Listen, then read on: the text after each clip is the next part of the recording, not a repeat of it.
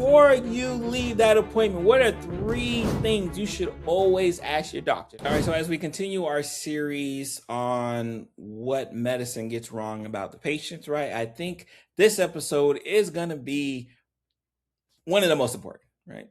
I could be hyperbolous, right? And I could be gassing it. I could be gassing it low key, but I think it's going to be a very important episode, right? It's going to be, and this is something you're gonna need to write something down when we get to it. The 3 questions that everyone should be asking their doctor before they leave, right? Before you leave that appointment, what are 3 things you should always ask your doctor? And I've talked about this subject, at times throughout, the years, but I just want to make sure, in the series of, what medicine is getting wrong about our patients, right? I just want to make sure I honed in and make sure that there was a spotlight, right? Because I think it's so important, especially when it comes to the doctor-patient relationship, that the patient feels comfortable enough to ask the right questions.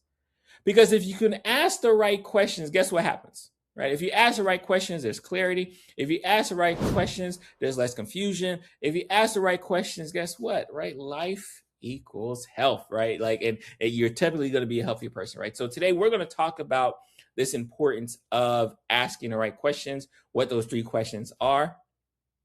But like always, remember, because my editor and producers will be mad if I don't tell you, make sure you like and subscribe to today's episode, to the show, to the Dr. Barry Pierre TV YouTube channel, right? Because it's so important, right? We need you, and share it out to 10 people, right? I've been saying 1 or 2, but share it out to 10 people, right? Because at least if you don't share it to 10, at least a couple people get it, right? So what we're going to talk about today is the important questions you need to ask your doctor, why they're so important that you need to ask, and what everyone seems to be getting wrong, including the doctors. Again, and I hate to say this, right? Don't tell them I told you. Some of these doctors don't want you to ask these questions because then they'll have to answer the questions.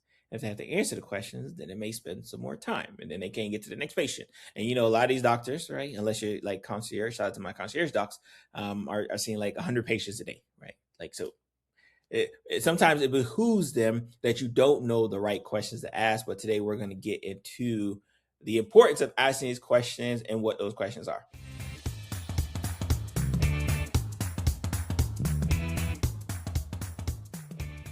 All right, so and before we kind of get into the meat and potatoes of everything, right? I want you guys, especially my YouTubers, drop it in the comments, right? Or if my people clip this up some way, drop it in the comments. What's one question you wish you would have asked that doctor, right? Whatever that doctor is, cardiologist, OB-GYN, general surgeon, endocrinologist, internist, family med, pediatrician, whatever the question is, drop it in the comments. What one question that you wish you would ask, right? Obviously, this is a safe space here, and based off the comments, I'll because I do read my comments, right? I don't have like an AI person reading my comments. I'm the one reading them and responding to them, even though sometimes they're mean to me. That's okay. I got thick skin.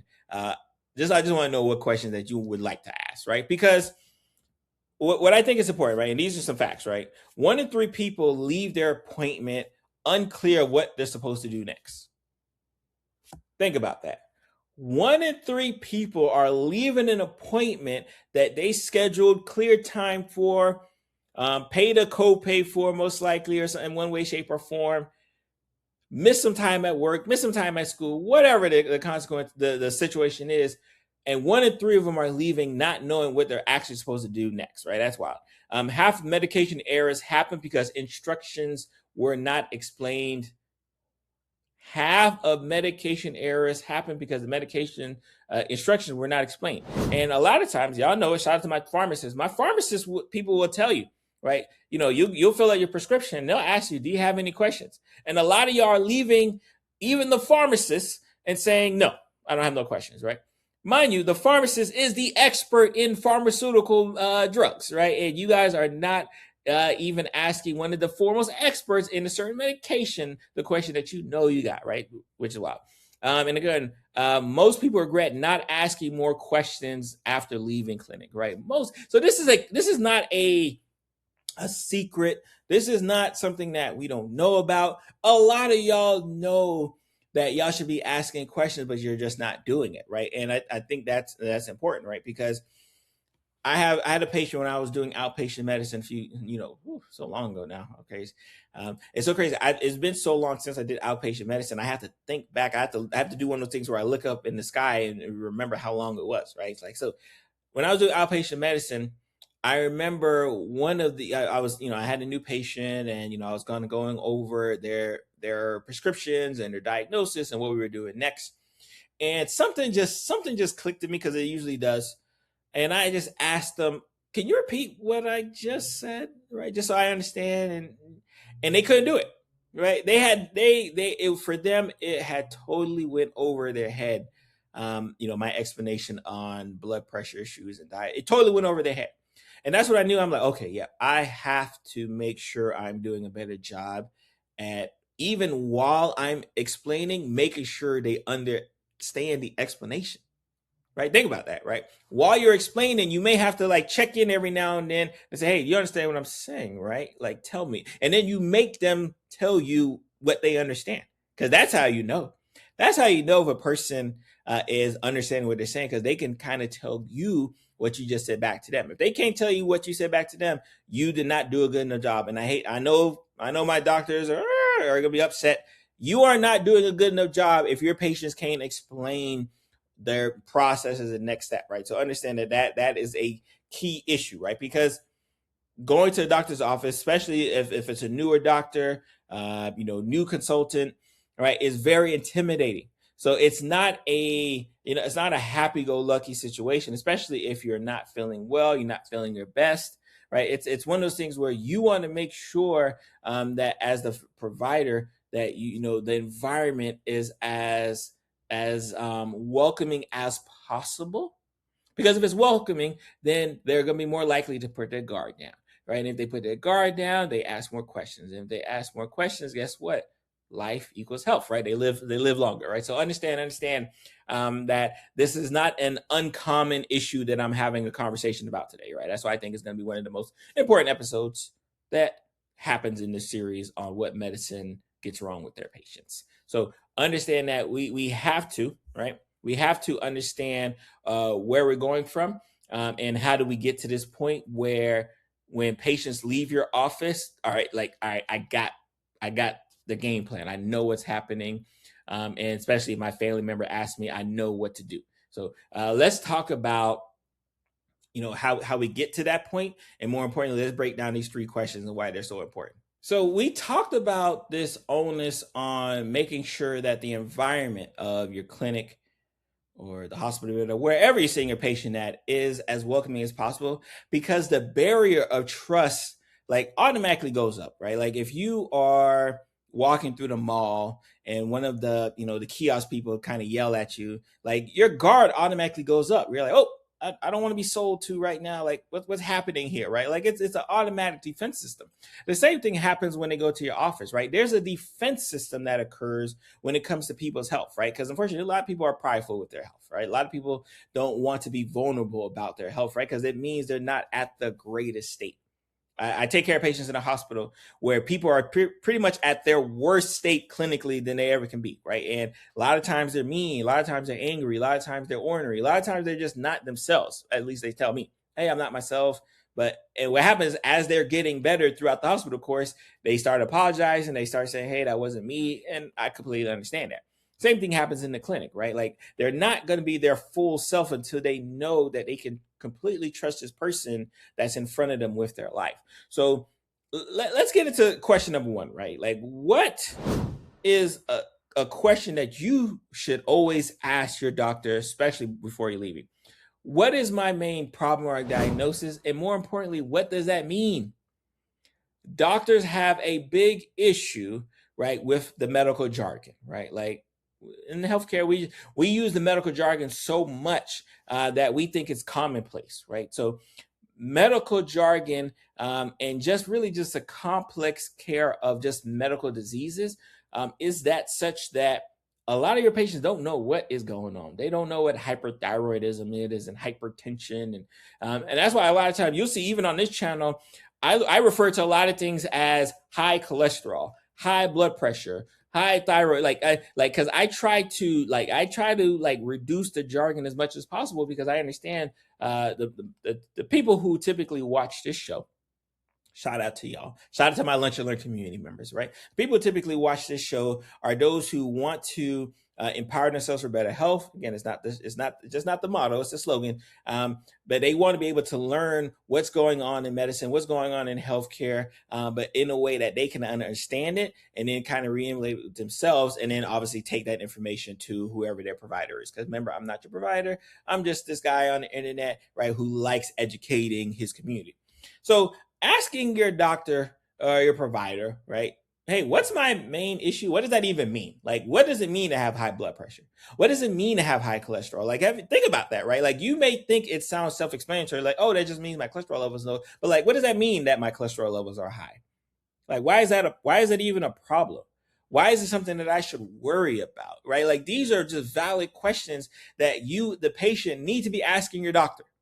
If your doctor says, hey, you got this, what does that mean? And why is it an issue? Hey, you have this issue. What does it mean? Like, that should be your automatic reflexive question whenever anybody in healthcare try to tag you with a disease or an issue of concern. What does that mean? And what is it a problem? And what should I do with it, right? So understand that's the key, right? And then the next one kind of follows up. What are my options? More importantly, what are the pros and cons of the options you're about to tell me? This is where a lot of our medication issues occur. What are the pros and cons? When I'm prescribing patients blood pressure medication, I have to educate them on the side effects of the medications, right? Especially at this time, a lot of the fanfare is around the GLP medication for weight loss, right? You have to explain to them what are the side effects of these medications so they can understand that, hey, this is something that will happen, not can happen. This is something that will happen. I need to be prepared for it.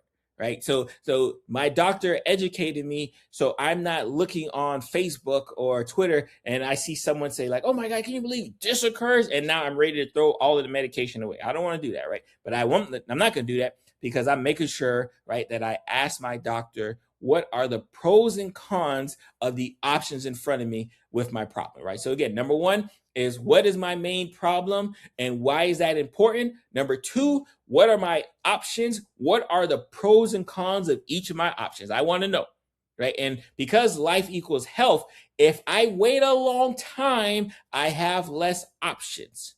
Think about that.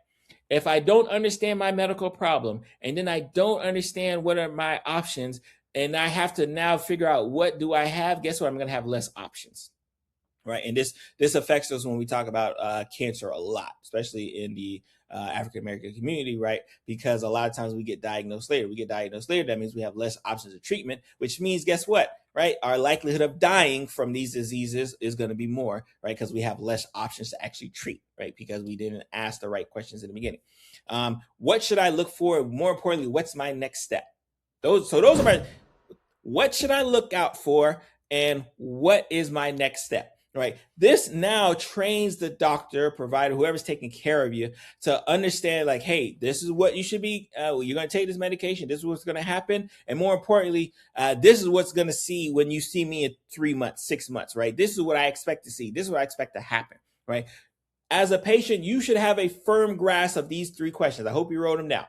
We'll put them in the show notes, but I hope you wrote them down.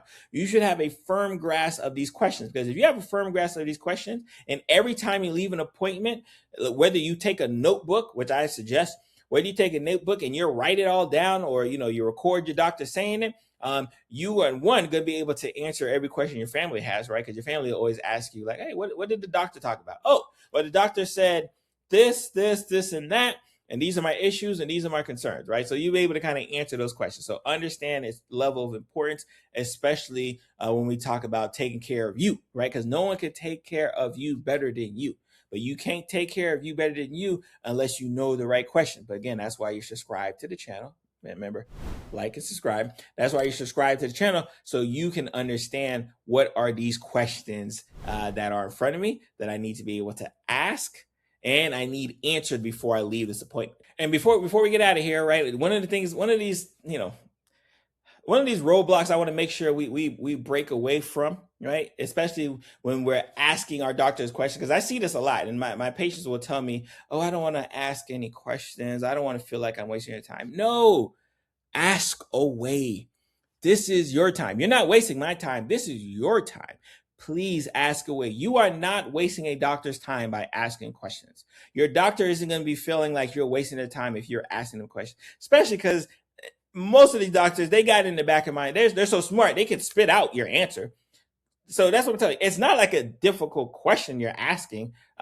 We just don't realize that you need the answer to that test, right? But once you ask the question, like, oh, well, this is the reason why. And we can do it pretty quickly, right? So one, you are not wasting someone's time by asking some of these questions. Make sure you ask all three. And number two, and this is probably the big one, oh, I'll just remember it. I don't need to write it down. I'll just remember it. Oh, I heard what he says. No. Like, you should make sure you're going above and beyond. That's why I kind of recommend taking like a little notebook, like a little medical journal. You should be able to, because a lot of times, especially because a lot of times your doctor's offices will give you access to their electronic medical records, but you still want to have your own personal medical journal. A lot of times, I'll be so surprised when I take care of patients who have their own medical journal, and they can flip back and say, all right, yep, I'm taking this here, and I'm taking this medication here. I was prescribed. Like, they can break down what's going down with their healthcare for some time, right? And that's what I love. So make sure, right, like you're not just going off vibes. Oh, I think I understand. No, you better understand it, and you probably should be writing it down, or in this day and age, recording it on your phone or something. That way you can like refer back to it later. When you don't see your doctor after a month or two, or sometimes that day. Sometimes that day, y'all done already forgot what the doctor said, right? So, in conclusion, remember, the three questions you need to ask. What are my main problems and concerns, and why is it even important? Number two, what are my options? What are the pros and cons to said options, right? And then number three, just making sure we get that clarification of what should I look out for and what should I do next? Like what should I do next time? Right? Those are the three questions I want to make sure you get a handle of, because I think that is a big reason why a lot of patients feel that medicine has steered them wrong over the years, right? Because they haven't been able to get that clarification. They haven't been able to answer the right questions. And they just felt kind of lonely, like no one could answer the questions for me, right? And I'm here, right? Like, I'm here. I'm on YouTube. I'm on TikTok. I'm on whatever social media platform you're listening to.